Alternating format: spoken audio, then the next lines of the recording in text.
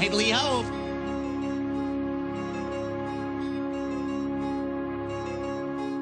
As you create your worksheet and go through the various stages of data entry and entering formulas and functions and controlling the formatting, at some point you want to consider actually saving your work in a permanent medium.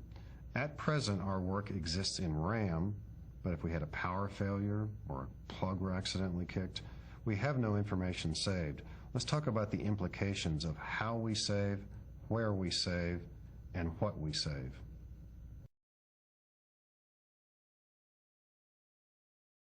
In order to save our workbook, let's point to the File command. Now, a little bit later, we'll talk about how you can use this button also, but the first time you save a file, click on the File command, and do notice that you could use, or it appears that you could use, one of two commands, save or save as.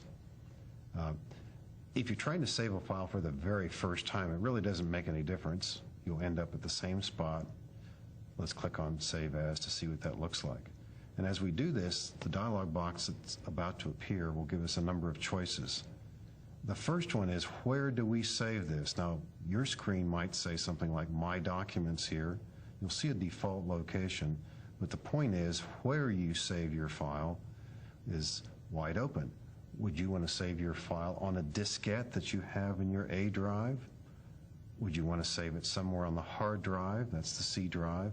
Is it in one of these folders as visible or another? Would you want to save this on the D drive if you have one of those? An E drive, and in some cases a CD-ROM drive might even be writable, and the letters might be different here. You might be connected to a network, in which case you might need some help on how to decide where on the network your file is going to be saved. But the point is, you're in charge of where this is to be saved. Let's suppose in our example here, we put this on the C drive. And by the way, the desktop, the word that you see here, is a location on the C drive, but it's just a handier location. And again, someone may give you a hand on how to decide which of those locations is better, but the desktop really is on the C drive. So in this class, I think we'll use desktop. It's just easier to get to, and we'll just double click on this. Actually, single click, which should be just fine. This shows us other things that might be already on the desktop, but let's say we've decided where to save our file. Now, which name do we want to use?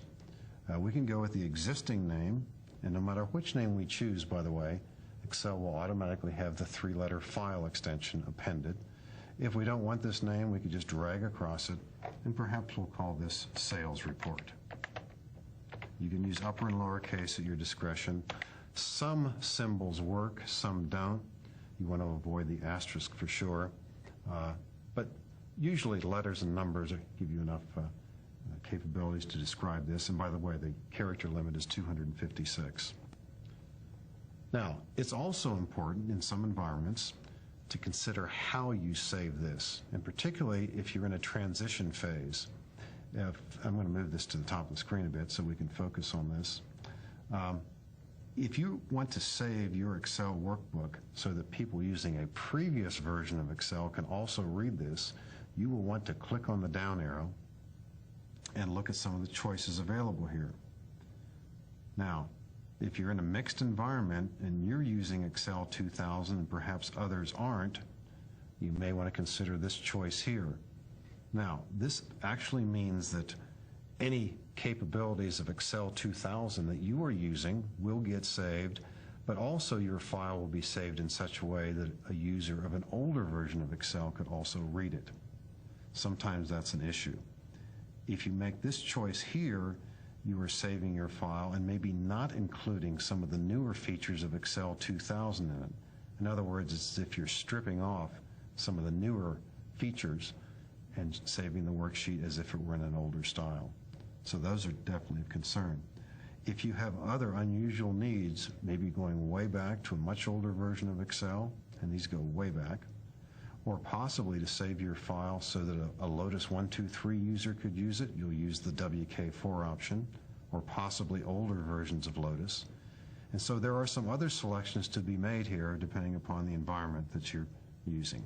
Also one for compatibility with Quattro Pro and DBase. I would imagine that for most people, most of the time, you'll be choosing Microsoft Excel Workbook, which means save this workbook in its current version style. So, 3 things again to consider here: where we save our workbook, what we name it, and how we save it. Then we click on Save. The name that we've given this will now appear at the top of our screen.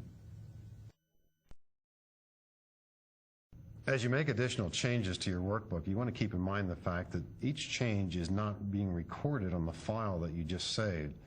And so if you make 20 minutes worth of changes, 20 minutes worth of work is not really on your file. So periodically you do want to save your work again. And keep in mind that there's a nice toolbar button for achieving this. Let's take a look at how this works.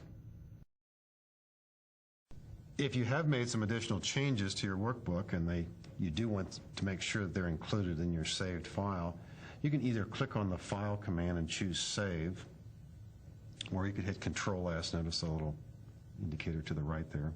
And by the way, since this command does not have 3 dots behind it, and you are not saving this for the first time, you click on Save here and nothing else seems to happen, but your file has been updated. This button right here does the same thing, and although it says Save, and it's directly analogous to the File Save command, it might just as well say Update, because that's what it really means. What you're saying, in effect, is take my worksheet as I now see it, my workbook, I should say, take my workbook as I now see it and save it on that file that I just saved. In other words, update that file. As your file gets busier, as you do more and more things in your workbook, and then you click on this symbol, if you kind of keep your eye toward the bottom of the screen in this status bar area, you will occasionally sometimes see a little indicator down here in the form of appearing rectangles. That means that it's taking a little bit of time to save your work. That doesn't happen until the workbook becomes a lot larger. So saving your workbook is something that you really need to do periodically. There even is a way in Excel, it takes a bit of time to set up, to have an auto save, and that you'll ultimately find under the Tools command. We'll take a look at that in one of the later courses.